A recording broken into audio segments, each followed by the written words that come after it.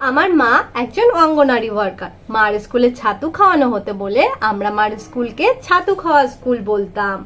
মা সঙ্গে করে আমাকে ছোটবেলায় স্কুল নিয়ে যেত আর স্কুলের বাচ্চাদের সঙ্গে দাঁড় করিয়ে বিভিন্ন রকমের ছড়া শেখাতো। যেমন ধরুন, হাঁটছো হাঁটছো ও দাদা ভাই, এত যে ডাকছি কানে নাহি নিচ্ছ, হাঁটছো হাঁটছো, কাল দাদা রাজভোগ আনবে, তখন যদি চাও এই কলা দেখছো, এই কলা দেখছো। আমি বড় হওয়ার পর লকডাউনের কিছুদিন পরে গিয়েছিলাম ইন্টারভিউ বোর্ডে।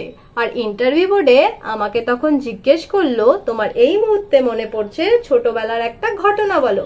সত্যি বলছি, আমার ওই মুহূর্তে এই ঘটনাটা ছাড়া কিছুই মনে পড়ছিল না। যেই আমি বললাম হাঁটছো হাঁটছো, সেই ইন্টারভিউ বোর্ড থেকে সবাই উঠে গেল।